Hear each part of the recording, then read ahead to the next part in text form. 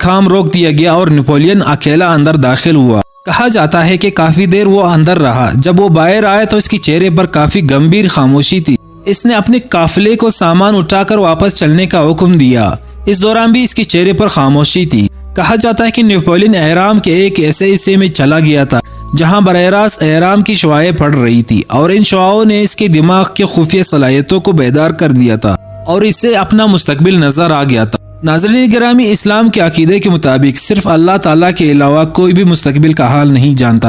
Napoleon اپنی روزمرہ کی ڈائری میں یہاں تک لکھ چکا ہے کہ میں ایک ایسی جگہ پہنچ گیا تھا جہاں مجھے کچھ پراسرار کمرے نظر آئے جو دیکھنے میں ایسے معلوم ہوتے تھے جیسے اس کی تعمیر کسی انسان کے بس کی بات نہیں۔